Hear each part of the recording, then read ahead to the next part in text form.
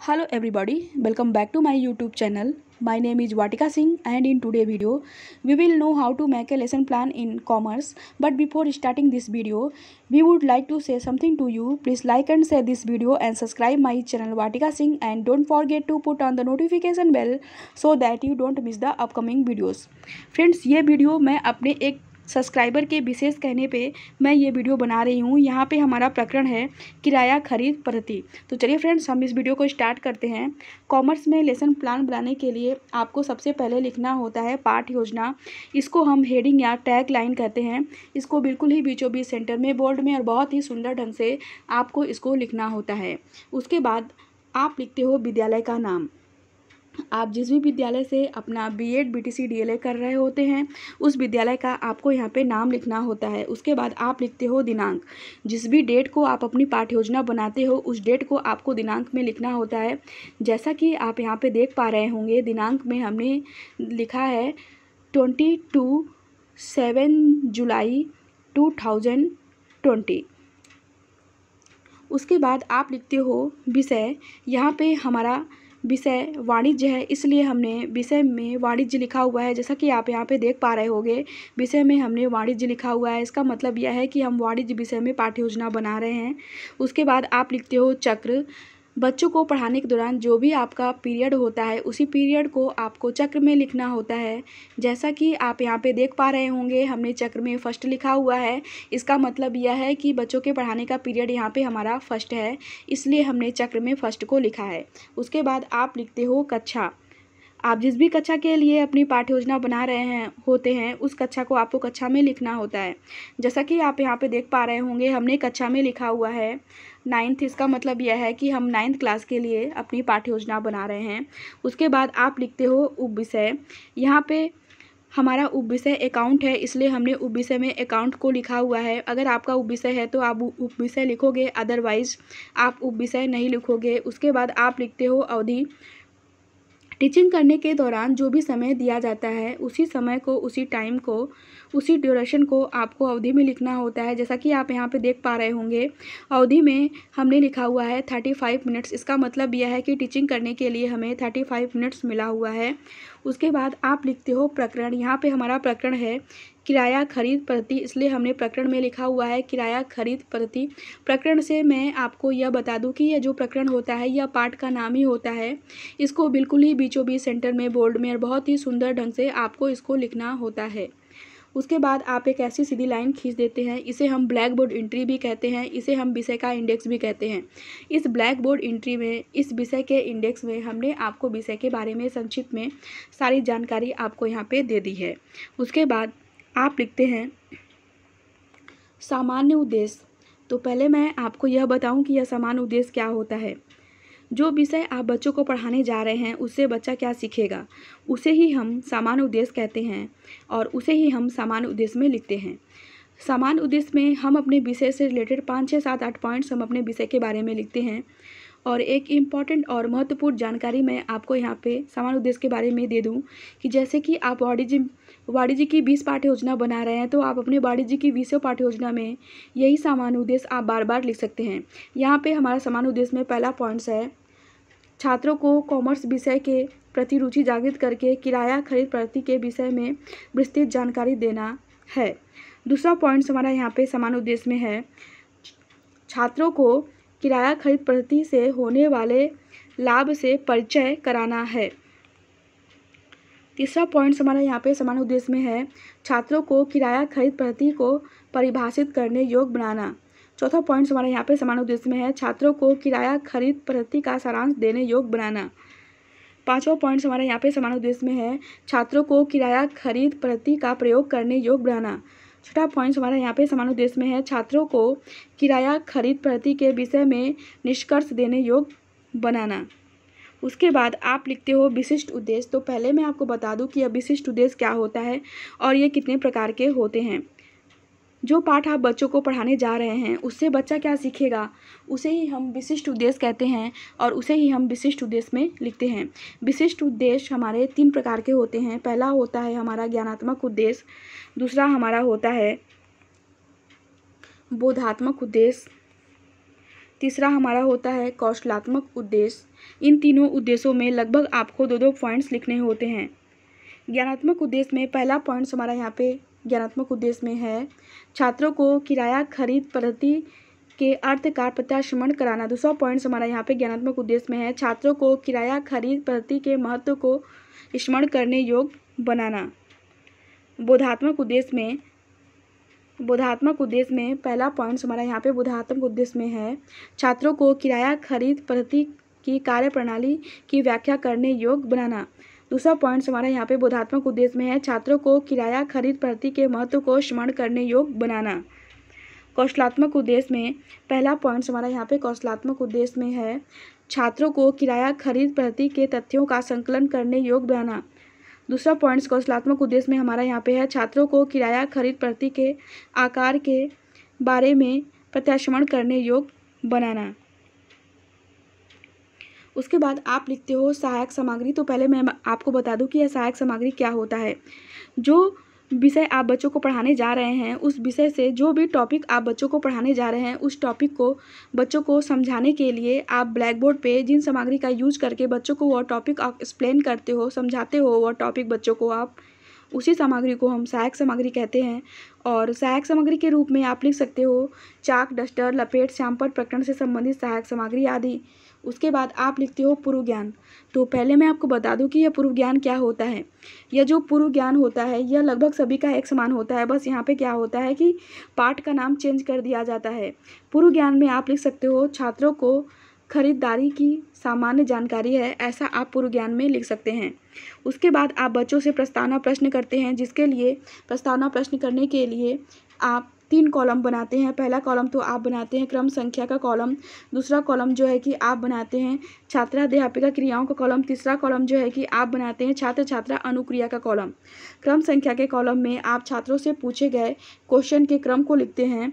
छात्राध्यापिका क्रियाओं के कॉलम में आप छात्रों से प्रश्न पूछते हैं। छात्र छात्रा अनुक्रिया के कॉलम में छात्र आपके पूछे गए क्वेश्चन के आंसर को देते हैं। तो यहाँ पे हमारा पहला क्वेश्चन छात्रों से है, जब हमें किसी वस्तु की आवश्यकता होती है तो हम कहाँ से खरीदते हैं? तो छात्र आंसर देते हैं, हम उस वस्तु को दुकान से खरीदते हैं। दूसरा क्वेश्चन हमारा यहाँ पे छात्रों से है, दुकानदार को हम उस वस्तु के बदले में क्या देते हैं? तो छात्र आंसर देते हैं, दुकानदार को हम उस वस्तु के बदले में रुपए देते हैं। तीसरा क्वेश्चन यहाँ पे हमारा छात्रों से है, दुकानदार उससे उस वस्तु के कितने पैसे लेता है? तो छात्र आंसर देते हैं, जितना मूल्य उस वस्तु का होता है दुकानदार हमसे उतने ही पैसे लेता है। चौथा क्वेश्चन यहाँ पे हमारा छात्रों से है, जब हमें कोई बहुत महंगी चीज़ दुकानदार से खरीदनी हो और हमारे पास एक साथ उसे देने के लिए पैसे न हो, तब उस वस्तु को कैसे खरीदा जाएगा? तो छात्र आंसर देते हैं, समस्यात्मक। इसका मतलब यह है कि चौथे क्वेश्चन का आंसर छात्रों को नहीं पता है। चौथे क्वेश्चन के आंसर के बारे में छात्रों को कोई नॉलेज, कोई जानकारी नहीं है। उसके बाद आप लिखते हो उद्देश्य कथन। उद्देश्य कथन में आप लिख सकते हो, बच्चों आज हम किराया खरीद पद्धति के विषय में विस्तार से अध्ययन करेंगे, ऐसा आप उद्देश्य कथन में लिख सकते हैं। उसके बाद आप लिखते हो प्रस्तुतिकरण। प्रस्तुतिकरण में आप लिख सकते हैं, अध्ययन अध्यापन की दृष्टि से पाठ को 2 पार्ट्स में डिवाइड किया जाता है, ऐसा आप प्रस्तुतिकरण में लिख सकते हैं। उसके बाद आप व्याख्या करते हैं, जिसके लिए आप व्याख्या करने के लिए 4 कॉलम बनाएंगे। पहला कॉलम तो आप बना देंगे शिक्षण बिंदु का कॉलम, जिसमें कि आप लिखेंगे किराया खरीद पद्धति। दूसरा कॉलम जो है कि आप बनाते हैं छात्राध्यापिका क्रियाओं का कॉलम, जिसमें कि आप व्याख्या करेंगे। तीसरा कॉलम जो है कि आप बनाते हैं छात्र क्रियाओं का कॉलम, जिसमें कि आप लिखेंगे छात्र ध्यानपूर्वक व्याख्या को सुनेंगे। चौथा और लास्ट कॉलम जो है कि आप बनाते हैं श्यामपट्ट कार्य का कॉलम, जिसमें कि आप मुख्य पॉइंट्स को लिखेंगे। तो अब हम व्याख्या करते हैं। कुछ वस्तुएं महंगी होती हैं जिन्हें साधारण व्यक्ति आसानी से नहीं खरीद पाता। ऐसे व्यक्तियों को महंगी वस्तुएं सुलभ कराने हेतु व्यापारियों ने एक ढंग निकाला है। जिसे किराया खरीद पद्धति कहते हैं। इस व्यवस्था के अंतर्गत क्रेता तथा विक्रेता के मध्य किसी वस्तु के क्रय विक्रय संबंधी एक अनुबंध होता है। वस्तु खरीदते समय क्रेता वस्तु की कीमत के थोड़े से भाग का ही भुगतान करता है तथा शेष कीमत का भुगतान वह समापित किस्तों में करता है। किस्त मासिक, त्रैमासिक, छमाही अथवा वार्षिक भी हो सकती है। बकाया रकम पर विक्रेता द्वारा निश्चित दर पर ब्याज लिया जाता है। क्रेता को वस्तु की सुपुर्दगी तो पहली किस्त चुकाने पर ही कर दी जाती है। किसी वस्तु का स्वामित्व उसे अंतिम किस्त चुकाने पर ही दिया जाता है। यदि क्रेता सभी किस्तों का भुगतान नहीं कर पाता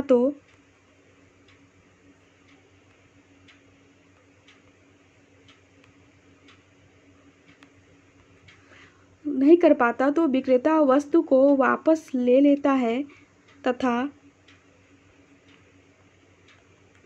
प्राप्त किस्तों की धनराशि को किराए के रूप में मान लिया जाता है।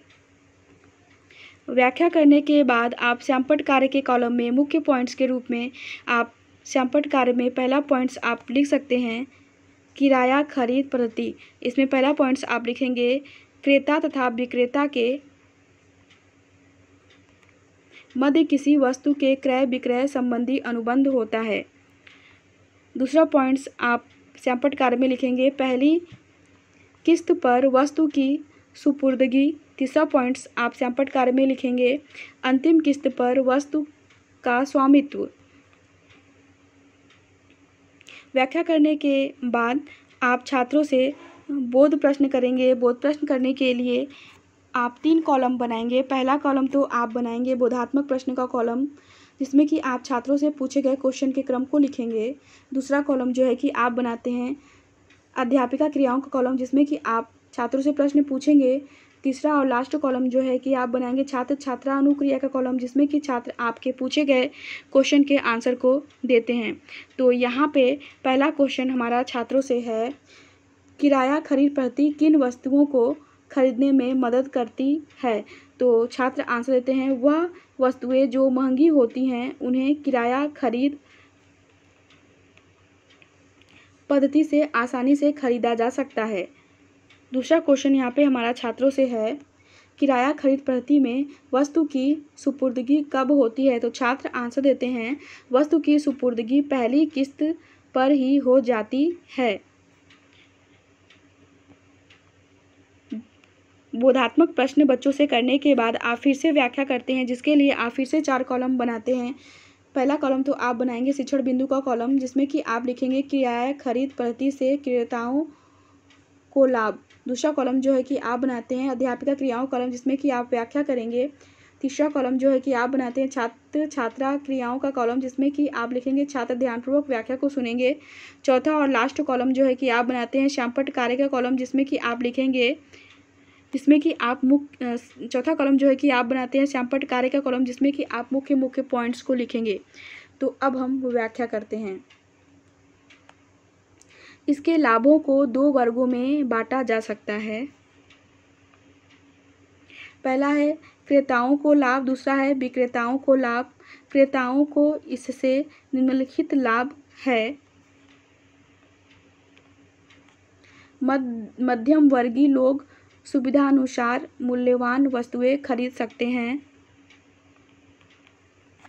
भुगतान किस्तों में करने से ग्राहक को सुविधा रहती है। छोटे व्यवसायी इस पद्धति से मशीन आदि लेकर कम पूंजी में अपना व्यवसाय प्रारंभ कर सकते हैं। इस विधि द्वारा लोगों को महंगी वस्तुएं उपयोग के लिए प्राप्त हो जाती है, जिससे उनका रहन सहन का स्तर बढ़ जाता है। किराया खरीद पद्धति के द्वारा कार, मोटर साइकिल, मकान आदि खरीदे जा सकते हैं। इस व्यवस्था से बिक्री में पर्याप्त वृद्धि होती है। बिक्री अधिक होने से लाभ भी अधिक प्राप्त होता है। विक्रेता को वस्तु की कीमत ब्याज सहित मिलती है। धनराशि डूबने का भय नहीं रहता। अंतिम भुगतान तक वस्तु का स्वामित्व विक्रेता के पास ही रहता है। क्रेता तथा विक्रेता के बीच संबंध घनिष्ठ होते हैं, जिससे विक्रेता उन्हें अन्य वस्तुएं बेचने में भी सफल हो जाते हैं। व्याख्या करने के बाद श्यामपट्ट कार्य के कॉलम में आप मुख्य पॉइंट्स के रूप में आप श्यामपट्ट कार्य में पहला पॉइंट्स आप श्यामपट्ट कार्य में लिख सकते हैं। किराया खरीद प्रति के लाभ। पहला, ग्राहकों के लिए, मध्य वर्ग के लिए उपयोगी। दूसरा, भुगतान संबंधी सुविधा। तीसरा, मितव्ययिता को प्रोत्साहन।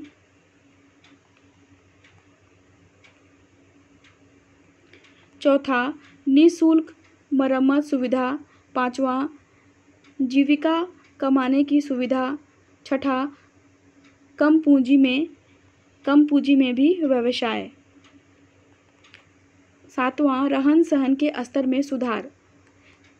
दूसरा पॉइंट्स आप लिख सकते हैं विक्रेताओं के लिए। पहला, विक्रेताओं के लिए ब्याज सहित कीमत। दूसरा, बिक्री में वृद्धि। तीसरा, लाभ में वृद्धि।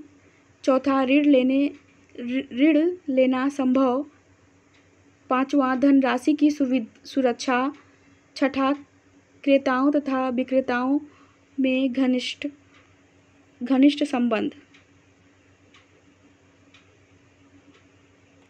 व्याख्या करने के बाद आप छात्रों से बोध प्रश्न करते हैं। बोध प्रश्न करने के लिए आप 3 कॉलम बनाएंगे।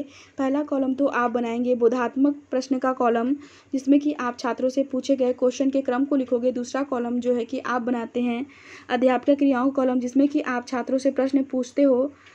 तीसरा और लास्ट कॉलम जो है कि आप बनाते हो छात्र छात्रा अनुक्रिया का कॉलम, जिसमें कि छात्र आपके पूछे गए क्वेश्चन के आंसर को देते हैं। तो यहाँ पे पहला क्वेश्चन हमारा छात्रों से है, किराया खरीद पद्धति से किन वस्तुओं को खरीदा जा सकता है। तो छात्र आंसर देते हैं महंगी वस्तुएं जैसे कार, मोटर साइकिल आदि। दूसरा क्वेश्चन यहाँ पे हमारा छात्रों से है, क्रेता और विक्रेता के संबंध घनिष्ठ होने से क्या लाभ मिलता है। तो छात्र आंसर देते हैं विक्रेता उन्हें अपनी अन्य वस्तुएं बेचने में सफल हो जाते हैं। उसके बाद आप छात्रों को गृह कार्य देते हो। गृह कार्य के रूप में आप छात्रों को दे सकते हो, छात्र किराया खरीद पद्धति के 5 लाभ लिखकर आएंगे। ऐसा आप छात्रों को गृह कार्य दे सकते हो। अगर आपको हमारा ये वीडियो पसंद आया तो आप हमारे वीडियो को कमेंट करके बताइए कि आपको हमारा ये वीडियो पसंद आया, और आप हमारे इस वीडियो को लाइक करिए, कमेंट करिए, और ज़्यादा से ज़्यादा आप हमारे इस वीडियो को शेयर करिए। और मैंने इस पाठ्य योजना की लिंक डिस्क्रिप्शन बॉक्स में दे रखी है। वहाँ पे मैंने आपको blogger link, Twitter link, drive link, इस पाठ्य योजना की तीनों लिंक आपको दे रखी है। आप इस पाठ्य योजना की लिंक को डाउनलोड करके इस पाठ्य योजना को देख सकते हो। और इस पाठ्य योजना में अगर आपको कोई भी दिक्कत होता है, कोई भी प्रॉब्लम होती है, या कोई भी क्वेश्चन आपको मुझसे पूछना हो, तो आप कमेंट सेक्शन में बेझिझक आप मुझसे क्वेश्चन पूछ सकते हो, और मैं आपके पूछे गए क्वेश्चन के आंसर को दूंगी। और अभी तक आपने हमारे चैनल को सब्सक्राइब नहीं किया है तो प्लीज़ आप हमारे चैनल को सब्सक्राइब जरूर कर लीजिए। साथ ही साथ बेल आइकन को प्रेस जरूर कर लीजिएगा, ताकि मैं जब भी अपना नया वीडियो अपलोड करूंगी तो उसकी नोटिफिकेशन, उसकी अपडेट आपको जल्द मिल जाएगी, जिससे कि आप हमारे किसी भी नए वीडियो को मिस नहीं कर पाएंगे। तो हम आपसे फिर से मिलते हैं अपने नेक्स्ट वीडियो के साथ। अगर एक इम्पॉर्टेंट जानकारी मैं आपको यहाँ पे दे दूँ, जैसे कि कभी बाय द वे ये होता है कि आप पाठ्य योजना की लिंक को ओपन करते हैं और नेटवर्क प्रॉब्लम या तकनीकी प्रॉब्लम, कुछ प्रॉब्लम होने के कारण और पाठ्य योजना की लिंक ओपन नहीं होती है, तो आप इस वीडियो को पॉज करके भी इस पाठ्य योजना को देख सकते हो। और इस पाठ्य योजना में आपको कोई भी प्रॉब्लम, कोई भी दिक्कत होती है, या कोई भी क्वेश्चन मुझसे आपको पूछना हो तो आप बेझिझक मुझसे कमेंट सेक्शन में इस पाठ्य योजना से मुझसे क्वेश्चन पूछ सकते हैं और मैं आपके पूछे गए क्वेश्चन के आंसर को दूंगी, या आप डायरेक्ट मुझे मेल भी करके क्वेश्चन पूछ सकते हैं। तो हम आपसे फिर से मिलते हैं अपने नेक्स्ट वीडियो के साथ।